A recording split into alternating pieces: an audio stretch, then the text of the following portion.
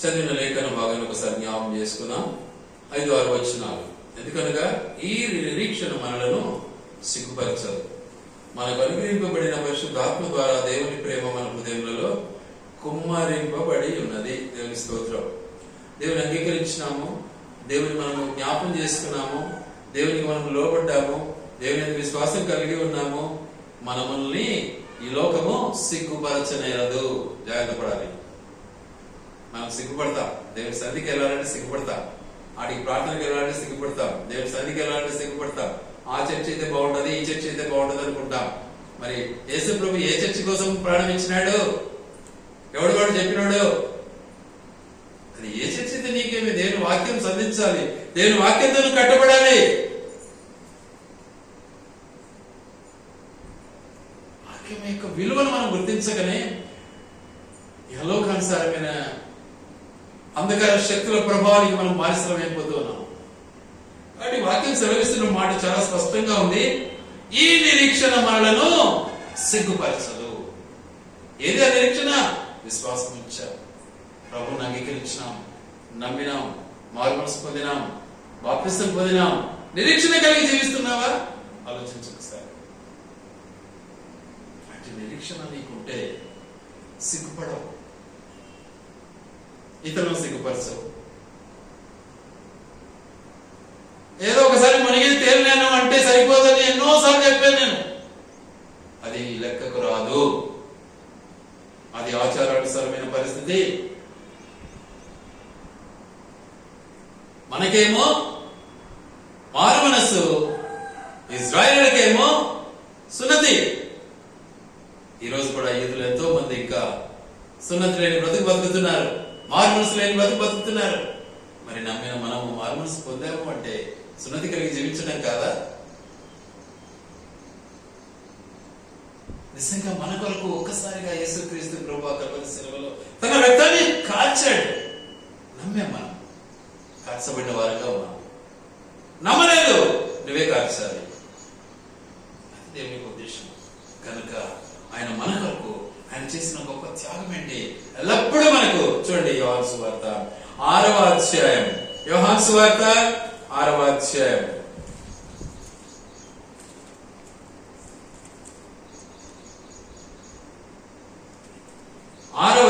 51వ వచనం చదువుకున్నాం. పరలోకం నుండి దిగి వచ్చిన జీవాహారమును నేనే. పరలోకం నుంచి దిగి వచ్చిన జీవాహారమును నేనే. ఎలా వచ్చాడు? మనిషిగా వచ్చాడు. ఎలా వచ్చాడు? దాసునిగా వచ్చాడు. ఎలా వచ్చాడు? రిక్తునిగా వచ్చాడు. ఎలా వచ్చాడు? దీనుడుగా వచ్చాడు, దరిద్రుడిగా వచ్చాడు. ఈ రోజుల్లో నిజంగా దీనంగా ఉంటే వాళ్ళు లెక్క చేయడు మానవుడు. టిప్ టాప్ గా టక్ టుక్ అంటే అప్పుడు మనిషినే అనుకుంటారు. లేకపోతే అవతలడు జంతువే. మనిషి దృష్టిలో అట్లున్నారు. ఇప్పుడు ఏమి సాధిస్తాను. కానీ మన దేవుడు దీనుడిగా వచ్చాడు, మనిషికి ప్రాణం ఇచ్చాడు. దీనుడిగా వచ్చాడు, మనిషికి ఆహారం ఇచ్చాడు. దీనుడిగా వచ్చాడు, మనిషికి జీవం ఇచ్చాడు. దీనుడిగా వచ్చాడు, మనిషికి వస్త్రం ఇచ్చాడు. దీనుడిగా వచ్చాడు, మనిషికి రక్షణ ఇచ్చాడు. దీనుడిగా వచ్చాడు, జీవ ఆహారాన్ని ఇచ్చాడు. పొందేవా? పొందే అర్హతను సంపాదించుకోవాలా. అది లేకపోతే నిత్య నరకం మనకు తప్పదు. అందుకే ఆయన అంటాడు, మనల్ని మనం ఏం చేసుకోవాలా? పరీక్షించుకోవాలా. కొరింథీ మొదటి పత్రికలో చాలా స్పష్టంగా మనతో మాట్లాడతాడు. చూడండి, మొదటి పత్రిక 11:28. కాబట్టి ప్రతి మనుషుడు తన్ను తానే పరీక్షించుకోవాలి. ఎందుకంటున్నాడు ఈ మాట? మనం అసలు పరీక్షించుకుంటున్నామా? మనకు పరీక్ష ముందే మనలో మనం పరీక్షలు జీవిస్తున్నామా? ఎందుకండి అవతలలో చెప్పడానికైనా మనకు కదా ఇది ఈ మాట? ఎప్పుడు పరీక్షించుకుందాం మనం? మనకు పరీక్ష కాదా? బాధ అనుకుంటే ఈ విషయంలో ఎప్పుడు అవతలని పరీక్షిస్తూ ఉంటారు, ఎప్పుడు వాడు వీడు అని పరీక్షిస్తూ ఉంటారు. నిన్ను పరీక్షించుకోవా? నీ బ్రతికేంటి? ఎందుకు ఆయన శరీరంలో పాలు పొందడానికి నిన్ను పరీక్షించుకోవా? నేను చీకటి తొలగించుకోవా? కాబట్టి మన బ్రతుకును ఒకసారి ఆలోచించాలి, పరీక్షించుకోవాలి. అలా మనం పరీక్షించుకోలేకపోతే మన బ్రతుకు వృధా అయిపోతుంది. మన మనుషులుగా చేరికలేకి రాము. నరకానికి అనగా ఆ అగ్నిలో మండడానికే సరిపోతాం. ఏది బాగుంటుందో ఒకసారి ఆలోచించుకోండి. మాటలు మారుస్తాం, వేషాలు మారుస్తాం, నాటకాలు వేస్తాం. ఒక మనిషి ముందర ఒక రకం, ఇంకొకరి ముందు ఒక రకం, ఇంకొక మనిషి ముందర ఒక రకం, బయట వస్తే ఒక రకం, లోపల వస్తే ఒక రకం, రకరకాల డ్రామాలు వేస్తాం. ఆలోచించండి, ఎందుకండి మనం బాప్తిసం తీసుకున్నాం? ఎందుకు మనం ప్రభువుని అంగీకరించినాం? ఆయన రంగులు వేసేవాడా? ఆయన ఏమన్నా వేషాలు మార్చేవాడా? ఆయన ఏమన్నా వేషధారా? ఆయన ఏకరీతిగా ఉన్నాడు, నిన్న నేడు నిరంతరము ఏకరీతిగా ఉన్నాడు. నువ్వున్నావా? నమ్మిన నీవు ఉండాలి కదా. నిజంగా ప్రభు నమ్మింటే నువ్వు ఏకరీతిగా ఉండాలి కదా. ఎందుకు మనకు మార్పులు? ఆలోచించండి ఒకసారి. ఎందుకండి మనకు నాటకాలు? ప్రభువులో మనం కొనసాగాలి, ప్రభువులో మనం కొనసాగాలి. ఉందని పారేసుకోవడం, లేదని అడక్క తినడం ఏం ప్రయోజనం అండి? ఏం ప్రయోజనం అని చెప్పండి. దేవుడు మనకి ఇచ్చిన దాన్ని ఏం చేసుకోవాలి? మనము సద్వినియోగం. ఆయన మనకి ఇచ్చిన సమయాన్ని ఏం చేయాలి? మనము సద్వినియోగం చేయాలి. చూడండి మాట తిమోతి పత్రిక,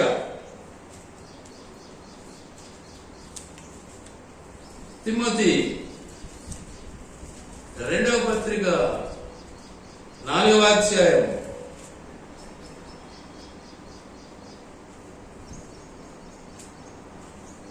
2వ వచనం.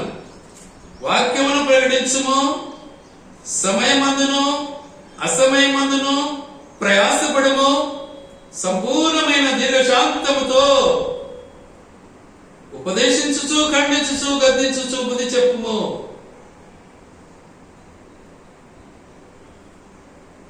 ఏం చేయాలి? ఆయన ఇచ్చిన సమయాన్ని మనము జాగ్రత్తగా వాడుకోవాలండి. నిద్రపోవడానికి కాదు, నిద్రమత్తు కోసం కాదండి. నేను కూడా నిద్రపోవచ్చండి. నిద్రపోయిన అన్నమేమో దేవుడు ఇచ్చాడు నాకు, కానీ నేను నిద్రపోనట్లా. ఎందుకని? ఆ దేవుడు నన్ను నిద్రపోవడానికి కాదు పుట్టించింది ఈ లోకంలో, పని చేయడానికి. ఆయన పని చేయడానికి. మరి విశ్వసించింది దేనికోసం? మనం నిద్రపోవడానికా? రెస్ట్ చేయడానికా? పరిచయం చేసేదానికి కాదా? పని చేసేదానికి కాదా? ఆలోచన చేయండి ఒకసారి. మనము నిజంగా దేవుని పనిలో ముందుకు సాగాలి. ఆయన అంటున్నాడు, నేను మీకు ఏమై ఉన్నాడంటే మనకు జీవ ఆహారమై ఉన్నాను అంటాడు. జీవ ఆహారమై ఉన్నాడు మనకు. ఏమన్నాడు? జీవాహారము నేనే. ఎవడైనా ఈ ఆహారం భోజించితే వాడు ఎల్లప్పుడూ జీవించను. నిద్రపోవడానికి కాదు జీవించేది. అర్థమైందే? ఆహారం తినేవాడు నిద్రపోడు, మేలుకొని ఉంటాడు. ఆయన పని చేస్తూ ఉంటాడు. ఆయన పనికి ఎల్లప్పుడూ మెలకు కలిగి ఉంటాడు. నేను నీళ్ళలో మునిగి తేలినాను, ఓ అమ్మాయి నేను పోయింది అనుకుంటున్నాను. చాలా పాత విశ్వాసి, నేను చాలా పాత విశ్వాసి. అవునా? పోతావా పైకి? చూసుకో. 10 మందిలో 5 మంది పోయినారు, 5 మంది పోలే. గ్యారంటీ ఇది, రాసి పెట్టిందే చెప్తున్నాను నేను, కొత్త చెప్పలే. వాళ్ళు విశ్వాసులే. ఏమైంది? లాస్ట్ కు వాళ్ళలో ఏమైపోయింది? ఎత్తిపోయింది. పరిశుద్ధత లేదు వాళ్ళలో. 5 మంది పరిశుద్ధులుగా ఉన్నారు, వెళ్ళిపోయారు దేవుడితో. ఆలోచించండి ఒకసారి. ఏమన్నా నూనె, శనక్కాయలను లేకపోతే ఆవాలను ఏదో ఒక నూనె కొనుక్కొని బుడ్డి నిండా పోసుకొని పోదాం ఉంటారు. ఆ నూనె కాదు, పరిశుద్ధత అనే నూనె కావాలి. అది కొనుక్కుంటే వచ్చేది కూడా కాదు. అది మన జీవితంలో మారాలి, మార్పు రావాలి. కాబట్టి దేవుడు మన కొరకు ఏర్పాటు చేసినటువంటి తన యొక్క అమూల్యమైనటువంటి తన యొక్క ఉద్దేశమును మనము జ్ఞాపకం చేసుకోవాలి, దాన్ని మర్చిపోకూడదు. అందుకని మనము వాస్తవానికి బలహీనం. అందుకని ఆయన అంటాడు, మీరు బలహీనంగా ఉన్నా కూడా ఏం చేశాడు ఆయన? మన బలహీనత నిమిత్తమై యుక్త కాలంలోనే ఆయన మన కొరకు ప్రారంభించాడు. వీళ్ళంతా బలహీనులే, పడిపోతారు ఖచ్చితంగా. కనుక నేను ఇప్పుడు వీళ్ళను ఏం చేయాలి? ఉజ్జీవింపచేయాలి అనుకున్నాడు. మన కొరకు వచ్చాడు, మనకు బోధించాడు, మనల్ని నిజంగా మార్గం చూపించాడు, మన కొరకు ప్రాణం ఇచ్చాడండి. ఆ తర్వాత ప్రాణము ఇచ్చే ముందుగా అన్నాడు, మీరు ఈ శరీరమును తిని ఈ రక్తమును తాగితేనే అన్నాడు పరలోక రాజ్యం చేరతారు, లేకపోతే చేరాలి. అంటే ఆయన శరీరాన్ని కోసుకొని తిందామా? ఆయన కాచిన రక్తాన్ని తాగుదామా? ఇట ఆయన యొక్క శరీర వివరణ, ఆయన యొక్క శరీరం యొక్క ఉద్దేశం మనం క్రియ కలిగి జీవించాలి. అది ఉంటేనే ఆయన పాత్రలో చేయి వేసేవారు ఏమిటో, లేకపోతే దౌర్భాగ్యులమే మనం అంతా. కాబట్టి మనం మార్పు రావాలా? మార్పు రాకుండా ఏం ప్రయోజనం? చదువుతున్నాం, వాక్యం చదువుతున్నాం, మాకొచ్చు, ఏంటిది ఏమొచ్చు? వాక్యం చదవడం తగ్గిపోయింది ఇప్పుడు అసలు ప్రజలలో. ఎందుకంటే టీవీలు చూస్తున్నాము, యూట్యూబ్లు చూస్తున్నాము, అన్ని దాంట్లో వస్తున్నాయి. వాక్యం ఎందుకు చదవాలి?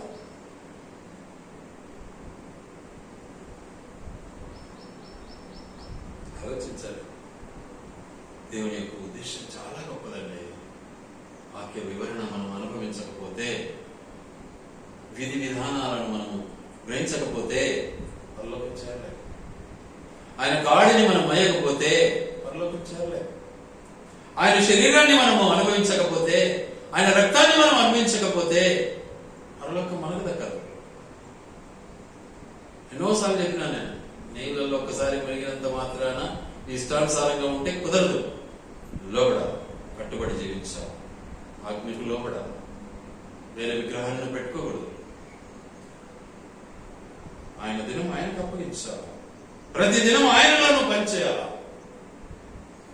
ఆయనను కలిగి నువ్వు జీవించాలి.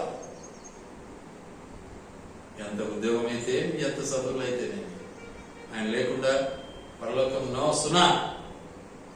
బట్టి ఆర్భాటం లోకానికి చూపించుకోవాల్సిందేనా, దేవునికి కాదు. అందుకే ఇక్కడ ఒక మాట అంటాడు, ఈ కాల పరిస్థితి ఎలా ఉంది అంటే, ఎందుకనగా 3వ వచనం, జనులు హితబోధను సహింపక, ఏం కావాలి మరి?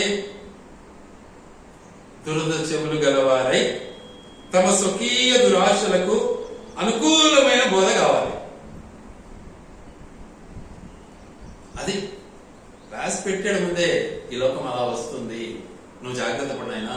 తిమోతి, విక్టర్ శాంసన్, శివ జాగ్రత్త పడు అంటున్నాడు. దానికి దురద చెవులు కలిగి ఉంటాయి, ఆ దురద నీకు కూడా అంటువ్యాధి తగులుతుంది, జాగ్రత్త పడు.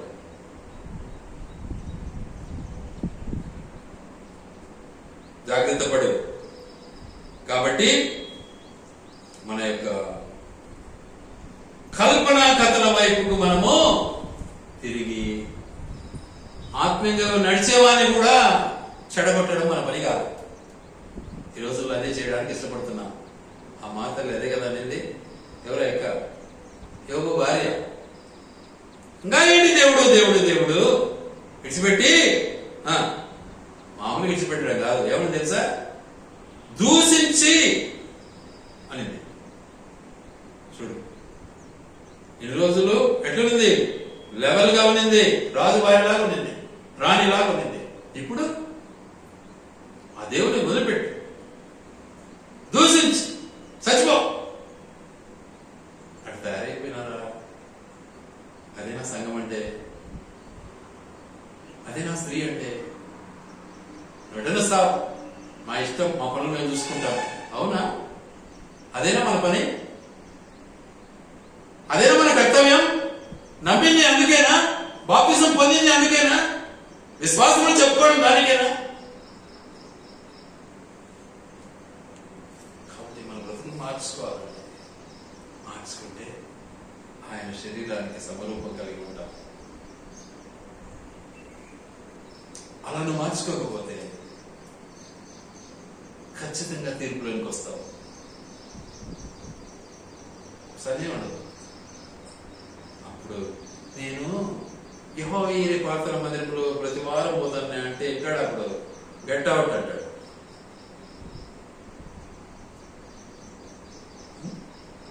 నీ పేరుతో దయ్యాలు వెళ్ళగొట్టినాను అంటే వింటాడు. అప్పుడు గెట్ అవుట్ అంటాడు. నువ్వెవరో నాకు తెలియదు. ఎప్పుడో చూసినా నేను నిన్ను, రోజులంత జ్ఞాపకం వస్తుంది అంటే వింటాడు. అప్పుడు డోంట్ కేర్, గెట్ అవుట్ అంటాడు. ఈరోజు ప్రజలలో అదే, నువ్వు చూసినట్టుంది నిన్ను అంటుంటారు. నువ్వు చూసింటావు ఎన్నో సట అంటా. నేను కూడా అదే పదం వాడతా. నువ్వు అనవసరం చూసింటావులే అంట. ఏం చేయాలి? నేను పూర్తి మర్చిపోయినప్పుడు చాలా క్లియర్ చెప్తాను, అయినా నేను మర్చిపోయినాను, దయచేసి ఐడెంటిఫై చెప్పు అంటాను. కానీ తెలిసిన వాళ్ళు ఏమంటారు తెలుసా? నువ్వు చూసినట్టుంది నేను అంటారు. నేనన్నాను అట్లా.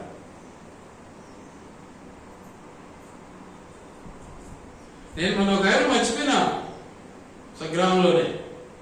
మధ్యలో ఎన్నో సంవత్సరాలు గ్యాప్ వచ్చింది. ఒకప్పుడు తన చేతులతో నాకు అన్నం పెట్టింది మా తల్లి. ఆమె మర్చిపోయాను. చూస్తున్నా, అర్థం కాలే. ఆ తర్వాత వెలుగు వచ్చింది. క్షమాపణ అడిగినా, క్షమిస్తారు. నా చిన్నతనంలో నన్ను ఎంతో బాగా చూశారు. మర్చిపోలేను నా లైఫ్. ఈరోజు 10 రూపాయల చేతిలో ఉందని మర్చిపోకుండా నా చేత కాదు. అది కావాలంటే వాళ్ళకి పంచిపెట్టడం నాకు తెలుసు. దేవుడు నాకు ఇచ్చాడు ఆ భాగ్యం. అది నేను నేర్చుకున్నాను.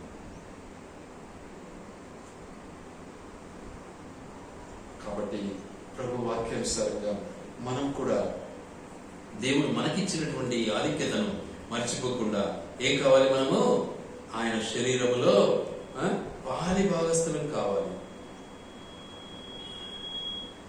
అందుకనే అపోస్తలుడైన పౌలు అంటాడు, చూడండి దయచేసి రోమపత్రిక 7వ అధ్యాయం 18వ వచనం. నాయందు అనగా నా శరీరమందు మంచిది ఏదియు నివసింపదని నేను ఎరుగుదును. చూసారా? మనం ఏమంటాం? నేను నీతిమంతుని, నాకు అని తెలుసు అంటాం మనం.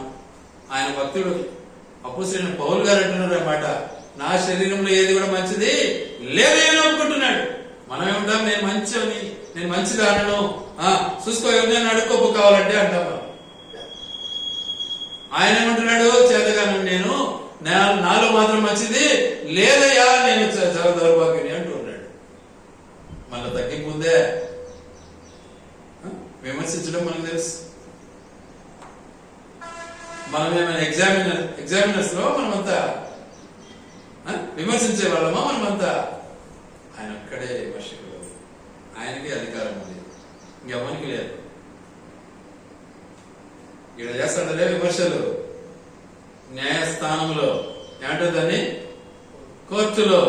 వాళ్ళందరూ రేపు విమర్శకు లోనవుతారు. చూసుకో, వాళ్ళందరూ రేపు విమర్శకు లోన్ కావాల్సిందే, ఇందులో సందేహంలే. వాళ్ళంతా న్యాయాధిపతులు కదా ఈ లోక.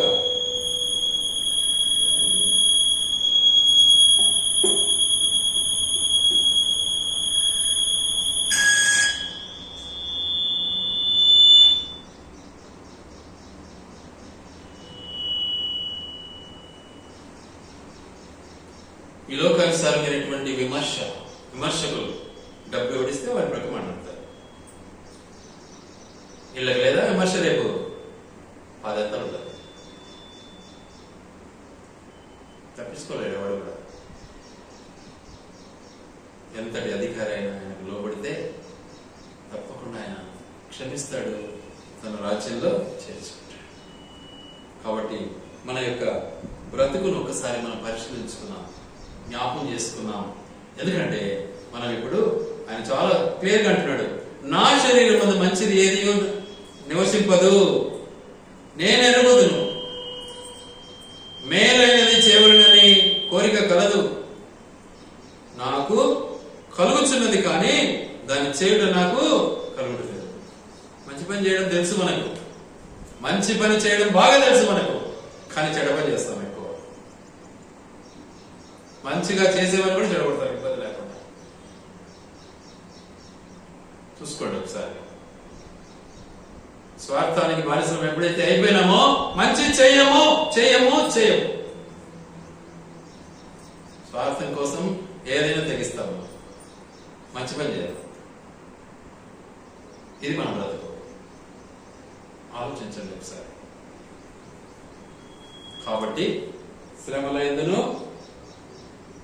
మరి కష్టంలోనూ మనం ఎల్లప్పుడూ కూడా దేవుని యందు కొనసాగినట్లయితే ఆయన పొందిన శ్రమలను నిజంగా మనం ఒక్కసారి జ్ఞాపకం చేసుకుంటూ ముందుకు సాగితే శ్రమ నుంచి తప్పించడానికి ఆయన సమర్థుడు. అందుకే ఆయన అంటాడు, ఈ శరీరాన్ని తిను. శ్రమతో కూడినటువంటి శరీరం ఇది, బాధతో కూడినటువంటి శరీరం ఇది.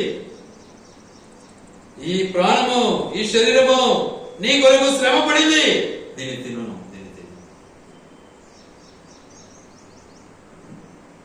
అయిపోయిన పూత పూసి పూత మాటలు చెప్పి అబ్బా ఏం చెప్పినాడంటే ఏం ప్రయోజనం?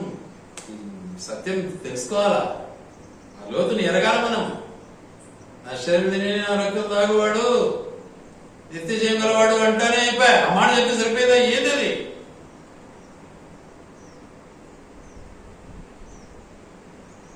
సంఘము అంటే ఆయన శరీరం అండి.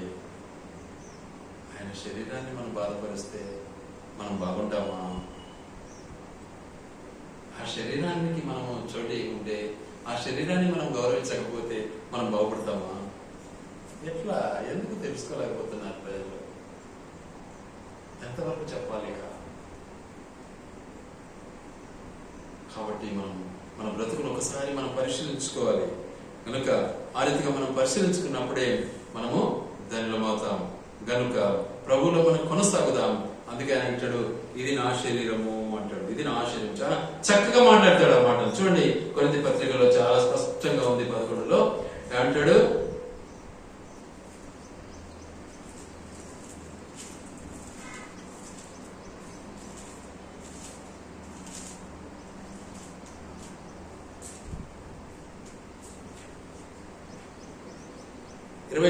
నేను మీకు అప్పగించిన దాన్ని ప్రభువులను పొందేదిని. ఎంత క్లియర్ చెప్తున్నాడు? ఎవరు? అపొస్తలుడైన పౌలు. నేను కాదు నీకు ఇస్తాను, నేను కాదు, నా సొంతం కాదు, ఇది నా ఇష్టం కాదు, నేను కాదు నీకు ఇచ్చేది, ప్రభు వలన పొందాను, అదే నీకు ఇస్తున్నా, పొందితిని. కాబట్టి ఏమంటున్నాడు?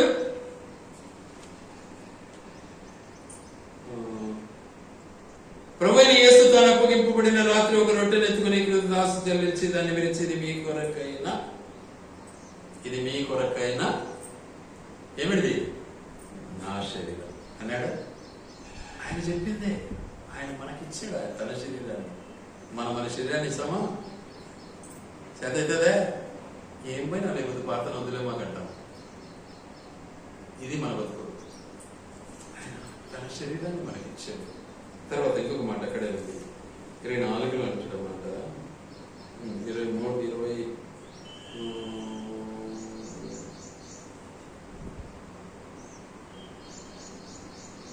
25లో ఆ ప్రకారమే భోజనమైన పిమ్మట ఆయన పాత్ర ఎత్తుకొని, ఈ పాత్ర ఏంటది? నా రక్తం. చూసారా? మనం ఇస్తామా రక్తం ఇంకొకరికి? కొందరు ఇస్తారులే బ్లడ్ డోనర్స్ అని, కానీ అందరు ఇవ్వరు. నేను ఇచ్చాను, నా యొక్క జీవిత పయనంలో రక్తం ఇచ్చాను. ఇచ్చిన తర్వాతనే ఒకసారి పడిపోయాను. నేను ఇచ్చిన తర్వాతనే పడిపోయాను. ఇద్దరికి ఇచ్చాను. కాబట్టి దేవుడు మన కొరకు రక్తం కార్చాడు, మన కొరకు తన శరీరాన్ని అప్పగించాడు. మరి మనం అంటున్నామే గాని మన శరీరం ఎవరి కొరకు? వద్దా ఈ ప్రశ్న? ఇది వద్దా మనకు? నాకు మాత్రం పెట్టి నేను తింటాను, నేను తింటే చాలు అనుకుంటే సరిపోతుందే? నువ్వు పెట్టేది లేదా అవతలానికి? వద్దా?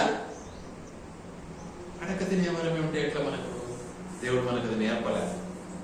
మన దేవుడు సజీవుడు, మన దేవుడు ధర్మాత్ముడు, మన దేవుడు ధనవంతుడు.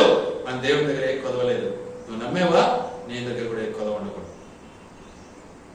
పంచుకోవాలి, నేర్చుకోవాలి. పంచేది జాత కాదు, అడుక్కునే జాతర. ఎందుకు మనకి చదవాలి? ఏం ప్రయోజనం? అదే క్రైస్తవ్యం. మన బ్రతుకు ఆయన ప్రాణమే పనిచేసినాడు, శరీరాన్ని పనిచేసినాడు, రక్తాన్ని పనిచేసినాడు. నువ్వేమిస్తున్నావు? ఆయన పరిచయం కొరకు కూడా ఉపయోగపడవు. ఏం ప్రయోజనం? పరీక్షించుకోవాలి, మనం పరీక్షించుకోవాలి. ఆయన శరీరంలో, రక్తంలో మనం ఇప్పుడు పాలు పొందాలి. కాబట్టి సిద్ధపడదాం. దేవుడి మాటలు ఆయన వెనుకిడిలో దీవించును గాక.